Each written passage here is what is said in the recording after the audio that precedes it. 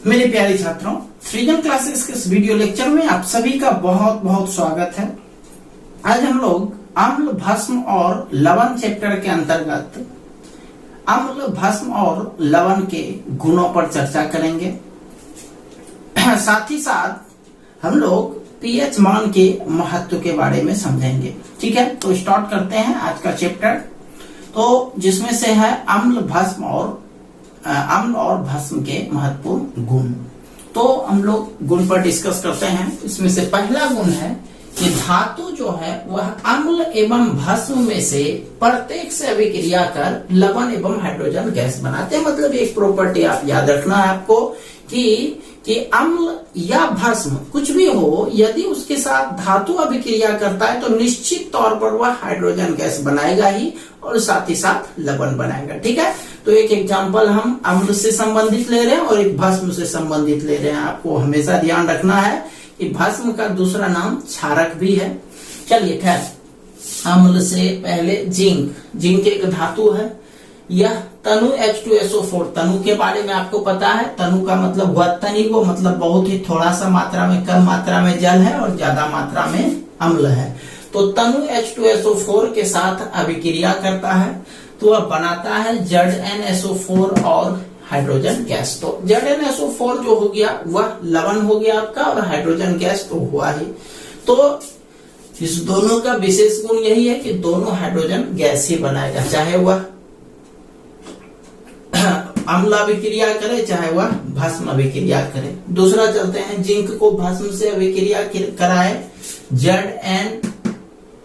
Na2 ZnO2, इसको sodium zincate कह सकते हैं और H2 हाइड्रोजन गैस होगी। ये तीर का निशान का मतलब आपको हम समझा चुके हैं शायद कि ये तीर का निशान का मतलब ये गैस से है और गैस उड़ जाता है। यहाँ पर ब्रैकेट में जी भी लिख सकते हैं। तो ये गैस हो गया। इन दोनों स्थिति में आपको हाइड्रोजन गैस बनेगा ही बनेगा। तो इस पे क्वेश्चन यदि बोर्ड एग्जाम में पूछ दिया जाए एज ए ऑब्जेक्टिव कि जब कोई अम्ल या फिर कोई भस्म धातु के साथ अभिक्रिया करता है तो क्या बनाता है, तो उसमें निश्चित तौर पर मान लिया जो ऑप्शन दे दिया, जल दे दिया, हाइड्रोजन दे दिया, कार्बन डाइऑक्साइड दे दिया, कार्बन मोनोऑक्साइड दे दिया, तो आपको हाइड्रोजन डालना है। तो हाइड्रोजन निश्चित तौर पर बनेगा ही बनेगा। चलिए दूसरा प्रॉपर्टी पर चलते हैं कि सभी धातु कार्बोनेट, ध्यान दीजिए यहाँ लिखा हुआ है धातु कार्बोनेट और धातु हाइड्रोजन कार्बोनेट को हम लोग बाइकार्बोनेट भी बोलते हैं। तो सभी धातु कार्बोनेट और धातु हाइड्रोजन कार्बोनेट अम्ल के साथ अभिक्रिया करके लवण CO2 यानी कार्बन डाइऑक्साइड एवं जल बनाते हैं। मतलब क्या हो गया कि ये धातु का कार्बोनेट या फिर धातु का बाइकार्बोनेट वह अम्ल के साथ अभिक्रिया करेगा तो लवण तो बनेगा ही, दूसरा कार्बन डाइऑक्साइड और तीसरा जल बनेगा। ठीक है, बस ध्यान रखना है धातु कार्बोनेट होना चाहिए। जैसे पहला एग्जांपल एक कार्बोनेट का लेते हैं, एक हाइड्रोजन कार्बोनेट का लेते हैं। तो Na2CO3 हो गया सोडियम कार्बोनेट, ये HCl जो है लवण हो गया, अम्ल हो गया। तो कार्बोनेट और अम्ल, धातु के कार्बोनेट और अम्ल अभिक्रिया किया। Na जो है वो सोडियम होता है, सोडियम एक धातु है, तो अभिक्रिया किया तो NaCl ये लवण हो गया, CO2 ये कार्बन डाइऑक्साइड हो गया, H2O ये जल हो गया। ठीक है, दूसरा भी बाइकार्बोनेट या हाइड्रोजन कार्बोनेट NaSCO3, इसको सोडियम हाइड्रोजन कार्बोनेट या सोडियम बाइकार्बोनेट पढ़ते हैं। ठीक है, यह भी HCl यानी हाइड्रोक्लोरिक अम्ल के साथ अभिक्रिया किया तो NaCl बनाया, H2O बनाया, CO2 बनाया। मतलब यह भी सोडियम क्लोराइड जो एक लवण है और जल बनाया और कार्बन डाइऑक्साइड बनाया। ठीक है, चलिए हो गया दूसरा प्रॉपर्टी। तीसरा प्रॉपर्टी जो सबसे पहला प्रॉपर्टी लिखना चाहिए वो हमने 3 नंबर में लिखा, उससे कोई फर्क नहीं पड़ता है क्योंकि यह जो है डेफिनेशन पर आधारित है। जब आपको लवण या फिर भस्म का डेफिनेशन लिखाया था तो एक चीज क्या लिखाया था कि अम्ल का स्वाद जो है खट्टा होता है जबकि भस्म का स्वाद जो है वो कड़वा होता है। तो ये तीसरा गुण लिख दिया हमने, अम्ल का स्वाद खट्टा होता है जबकि भस्म का स्वाद कड़वा होता है, ये भी गुण में शामिल है। चौथा नंबर गुण पर चलते हैं कि देखिए धातु के ऑक्साइड, यहाँ पर पहला नंबर प्रॉपर्टी था वो धातु था, इस बार क्या है धातु के ऑक्साइड ऑक्साइड अम्ल से अभिक्रिया करके धातु के ऑक्साइड अम्ल से अभिक्रिया करके लवण एवं जल बनाते हैं। क्या क्या बनाते हैं? लवण बनाते हैं एवं जल बनाते हैं। तो देखिए धातु के ऑक्साइड CuO और उसी तरह से H2SO4, H2SO4 क्या हो गया? H2SO4 अम्ल हो गया। तो ये धातु के ऑक्साइड और अम्ल को अभिक्रिया कराए तो क्या क्या कह रहा है? बनेगा लवण बनेगा और जल बनेगा। तो CuSO4 यानी कॉपर सल्फेट और H2O यानी जल। तो कॉपर सल्फेट एक लवण है। चलिए नेक्स्ट है धातु के ऑक्साइड था यहाँ चौथा नंबर में। पांचवा है अधातु के ऑक्साइड। तो अधातु के ऑक्साइड जो है वो भस्म से अभिक्रिया करते हैं। धातु के ऑक्साइड अम्ल से करते हैं जबकि अधातु के ऑक्साइड भस्म से अभिक्रिया करते हैं। तो ऐसा करके लवण और जल बनाते हैं। क्या क्या बनाते हैं? लवण बनाते हैं और जल बनाते हैं। इसका भी एग्जांपल लेते हैं। SO2 यानी सल्फर डाइऑक्साइड हो गया और NaOH ये हो गया आपका NaOH यानी सोडियम हाइड्रोक्साइड। तो OH लग गया तो यह क्या हो गया? यह एक भस्म हो गया। तो सोडियम डाइऑक्साइड को भस्म से अभिक्रिया कराया गया तो बना सोडियम कार्बोनेट जो एक लवण है और H2O जो जल है। ठीक है।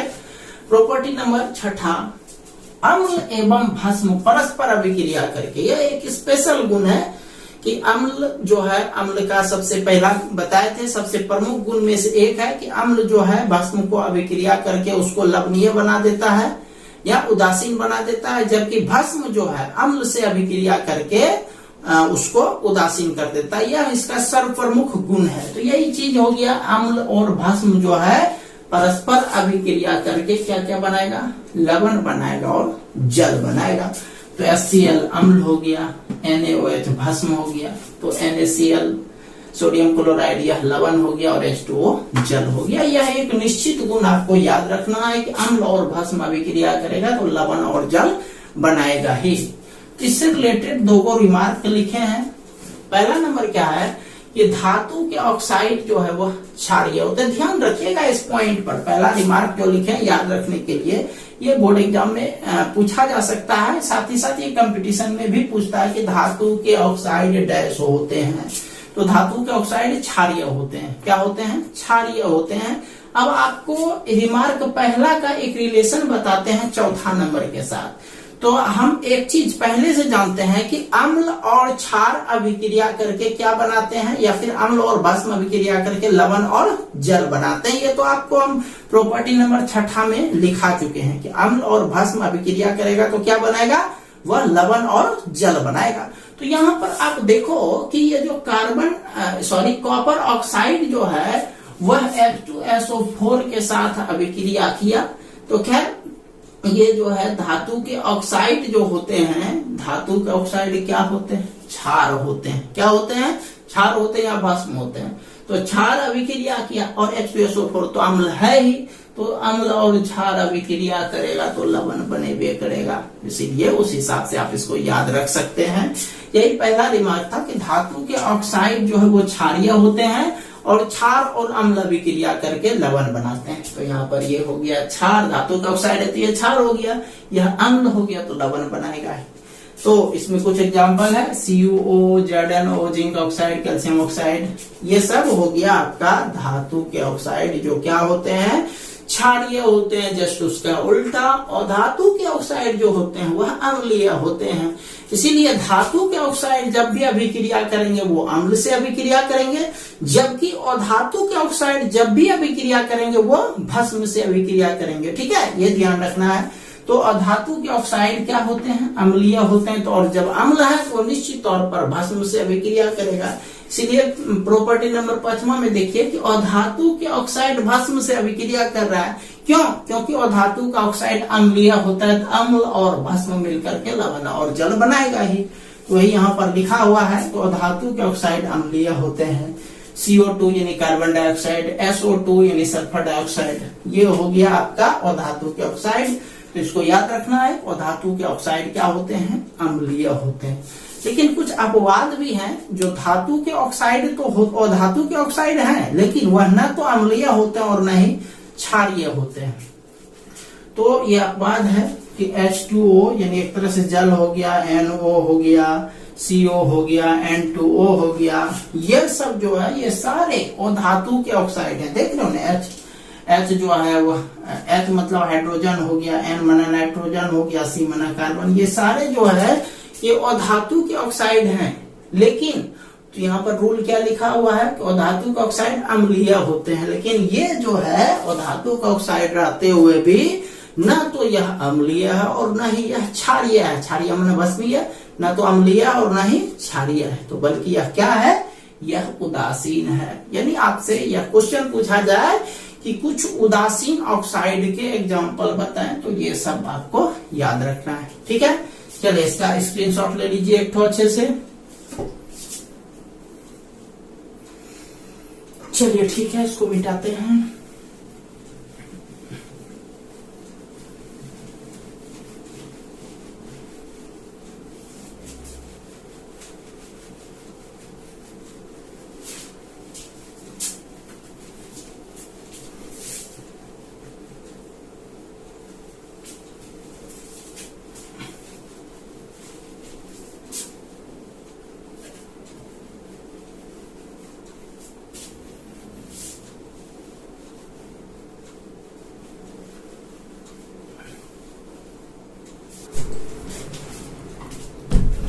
चलिए आप डिस्कस करते हैं हमारे दैनिक जीवन में पीएच के महत्व पर। तो आप जानते हैं कि पीएच मान जो है मुख्य रूप से हाइड्रोजन के सांद्रण को दर्शाता है। तो हर एक चीज का एक निश्चित पीएच मान होता है। जैसे हमारे शरीर में हर एक हिस्से का अलग अलग पीएच मान होता है। जैसे यदि हम अपने पाचन क्रिया की बात करें तो हमारे पाचन क्रिया के लिए हमारे शरीर में हाइड्रोक्लोरिक अम्ल होते हैं जिसका पीएच मान 1 होता है, इसका पीएच मान 1 होता है। तो किसी कारणवश से यदि हमारे शरीर का पीएच मान यानी अम्ल का HCl का पीएच मान प्रभावित होता है, हम ज्यादा भूखा रहते हैं, पेट दर्द करने लगता है। यदि हम खट्टा पदार्थ खाते हैं तो पेट दर्द करने लगता है। तो इसमें होता यह है कि किसी वजह से हमारे शरीर का अम्ल का लेवल बढ़ जाता है, यानी उसका पीएच मान और कम होने लगता है। और जब पीएच मान प्रभावित होगा तो पेट तो दर्द होगा ही। इसीलिए इसको दूर करने के लिए हम लोग, चूंकि अम्ल के प्रभाव के कारण यह पेट में प्रॉब्लम होता है, दर्द होता है, तो इसके लिए हम लोग क्षार का प्रयोग करते हैं। क्योंकि हम जानते हैं कि जब अम्ल और क्षार एक दूसरे के कांटेक्ट में आएंगे तो वह उदासीन हो जाएगा, यानी जो भी समस्या है, यानी जो भी अम्ल का प्रभाव है एक्स्ट्रा अम्ल का, वह क्या हो जाएगा, ऑटोमेटिक समाप्त हो जाएगा। तो इसको दूर करने के लिए हम लोग क्षार के रूप में एंटासिड गोली का प्रयोग करते हैं। ठीक है, तो इसमें से सबसे पहला प्रभाव था हमारे पाचन तंत्र पर। इसको पढ़ते हैं जरा सा कि हमारे पेट में HCl अम्ल बनता है जो पाचन में सहायक होता है। HCl का जो पीएच मान होता है वह 1 होता है। यदि इस पेट में अम्ल की मात्रा एक निश्चित सीमा से बढ़ जाए तो पेट में गैस एवं जलन होने लगती है। इसके प्रभाव को नष्ट करने के लिए भस्म के रूप में एंटासिड का प्रयोग किया जाता है। तो ये था हमारे पाचन तंत्र में एक तरह से पीएच मान का महत्व। दूसरा है दांतों पर महत्व। तो देखिए, दांत जो है हमारे मुंह में पाया जाता है। तो मुंह का जो पीएच मान होता है वह 5.5 होता है, 5.5 होता है।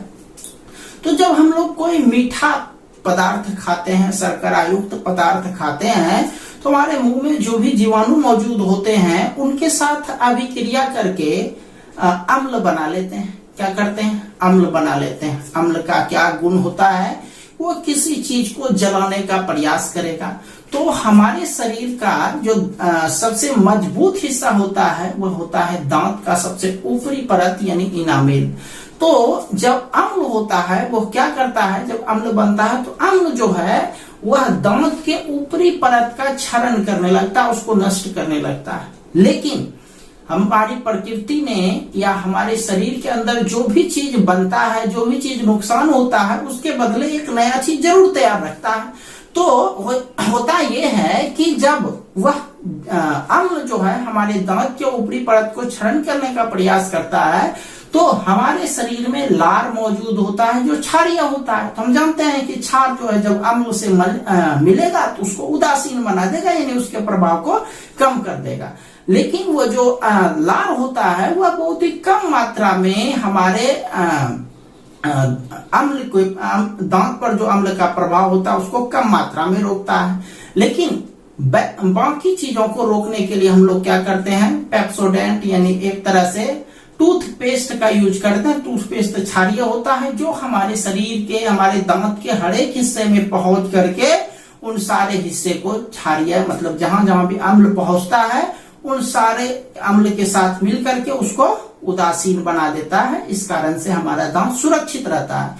इसलिए हमको हमेशा चाहिए कि जब हम खा करके सो जाते हैं एकाएक बिना कुछ कुल्ला किए, तो वो गलती करते हैं। खास करके जब मीठा पदार्थ खाते हैं तो निश्चित तौर पर एक बार अपने दांत को अच्छे से साफ कर लीजिए, ठीक है। तो ये था हमारे दांत के ऊपर पीएच मान का प्रभाव। पढ़ते हैं इसको कि हमारे मुंह का जो पीएच मान होता है वह 5.5 होता है।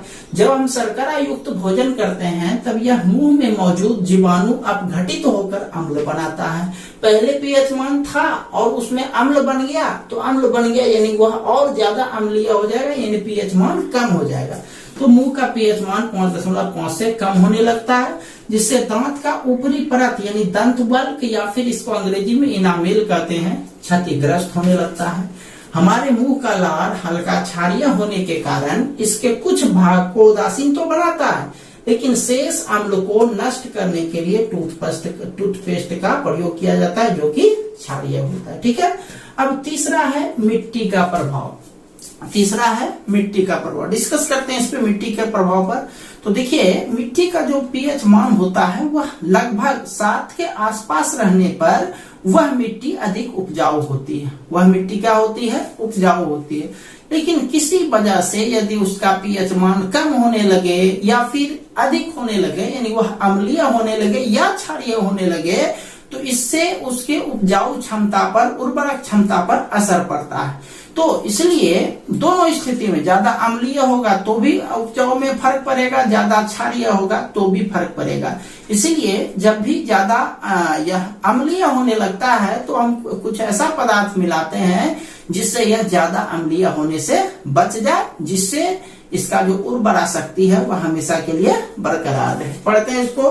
मिट्टी का पीएच मान 7 के आसपास रहने पर अधिकांश पौधे की वृद्धि संतोषजनक होती है।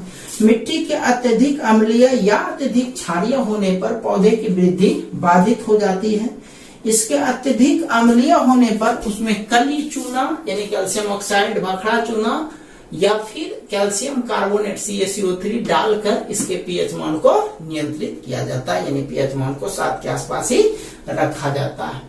नेक्स्ट है जलीय जीव का प्रभाव। जलीय जीव पर प्रभाव। तो जल जानते हैं, जल जो है यदि शुद्ध रहेगा, साफ सुथरा रहेगा तो उसमें रहने वाले जो जीव जंतु होते हैं उस पर कोई असर नहीं पड़ेगा। वह एक निश्चित सीमा के पीएच मान वाले जल में ही वह अपने आप को सुरक्षित रख पाते हैं। यदि किसी वजह से वह जल अधिक अम्लीय हो गया, यानी अधिक अम्लीय का मतलब समझ जाइए कि उसका पीएच मान कम होने लगेगा। तो चूंकि औद्योगिक क्षेत्र में अम्ल वर्षा तो होती ही रहती है, तो अम्लीय वर्षा या फिर किसी अन्य वजह से, यानी किसी अन्य वजह का मतलब हुआ जो शरीर में हम लोग खेत में जो कीटाणु नाशक यूज करते हैं उसमें जो जल होता है उसमें निश्चित तौर पर कुछ न कुछ रसायन मिला होता है जो जाकर के जल, नदी के जल में मिल जाता है। तो क्या बोले हम आपको कि किसी अम्लीय वर्षा या किसी अन्य वजह से यदि उसका पीएच मान कम होने लगे, जल का पीएच मान कम होने लगे, यानी अधिक वह अम्लीय होने लगे, तो इससे वहां पर रहने वाले जीव जंतुओं पर भी प्रभाव पड़ता है। तो ये था आपका जलीय जीव पर प्रभाव। तो जल का पीएच मान एक निश्चित सीमा में रहने पर ही उसमें वास करने वाले जीव सुरक्षित रहते हैं। अम्ल वर्षा या अन्य कारण से पीएच मान कम होने पर जलीय जीवों पर संकट आ जाते हैं। तो ये था आपका जलीय जीव पर प्रभाव। नेक्स्ट है प्रकृति का प्रभाव। देखिए, अब प्रकृति का प्रभाव का क्या मतलब हुआ, प्रकृति में ही आपको इस तरह से चीज मिल जाएंगे जो पीएच मान को नियंत्रित करने में सहायक होता है।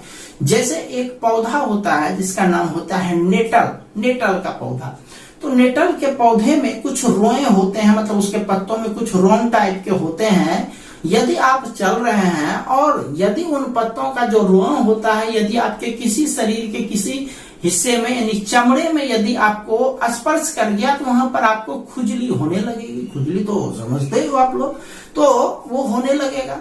अब आप क्या करोगे, खुजली करते करते करते परेशान हो जाओगे, तो क्या करोगे आप, उससे बचने का उपाय सोचोगे। तो जब एकाएक जंगल में ऐसा हो जाए तो आपको तो वहां पर जो है दवा लेकर के तो अपने साथ चलोगे नहीं।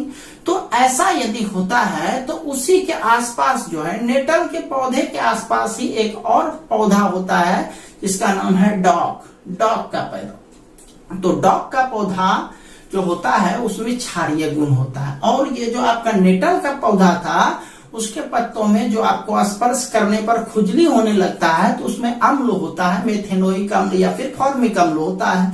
तो निश्चित तौर पर अम्ल के प्रभाव को बचाने के लिए आप क्या करेंगे, क्षार का उपयोग करेंगे। किसका उपयोग करेंगे, क्षार का उपयोग करेंगे। तो डॉग के पौधे में क्षारीय गुण होता है। तो हम लोग करते क्या है, उस क्षेत्र में जो है जहां पर आपको खुजली हो रहा है वहां पर डॉग के पत्तों को एक बार आप अच्छे से रगड़ दीजिए, बस आपका खुजली अपने आप समाप्त हो जाएगा। क्यों, क्योंकि डॉग का जो पौधा होता है उसके पत्तों में जो है वह क्षारीय गुण होता है। और जहां पर अम्ल का प्रभाव था वहां पर यदि आप क्षार के प्रभाव को, क्षार का प्रभाव होगा तो वह जो है अम्लीय गुण अपने आप समाप्त हो जाएगा, वह छिस्ता उदासीन हो जाएगा। उदासीन होने का मतलब आपको कोई समस्या नहीं रहेगा। तो इस तरह से आप देख रहे हैं कि जहां पर प्रकृति एक तरफ आपको कष्ट देती है दूसरी तरफ उस कष्ट को हरने के लिए भी आपको कुछ न कुछ भेज देती है। यानी नेटल और डॉग का पौधा जो है प्रकृति में पीएच मान को नियंत्रित करता है। तो इसको पढ़ते हैं। नेटल एक ऐसा पौधा होता है जिसके पत्तों को छूने से चमड़े में खुजली होती है।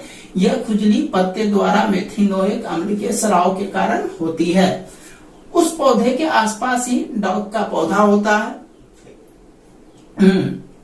जिसको खुजली वाले स्थान पर रगड़ने पर वह दूर हो जाती है, क्योंकि डॉग का जो पौधा होता है वह क्षारीय होता है। इस प्रकार प्रकृति में पाया जाने वाला नेटल एवं डॉग का पौधा पीएच मान को नियंत्रित करता है। तो ठीक है, तो इसका एक स्क्रीनशॉट ले लीजिए। देखिए, ये जो आपको एक क्वेश्चन पढ़ा है यह बोर्ड एग्जामिनेशन में एक लॉन्ग क्वेश्चन यानी 5 मार्क्स का क्वेश्चन आता है। पीएच हमारे दैनिक जीवन में पीएच मान के महत्व पर प्रकाश डालें। ठीक है, तो इसको आप लोग एक अच्छे से नोट्स बना लीजिएगा और अच्छे से इसको पढ़ लीजिएगा। ठीक है, तो आज इतना ही रहने देते हैं। तो मिलते हैं हम लोग कल एक नए वीडियो लेक्चर के साथ। तब तक के लिए आप सभी का बहुत बहुत धन्यवाद।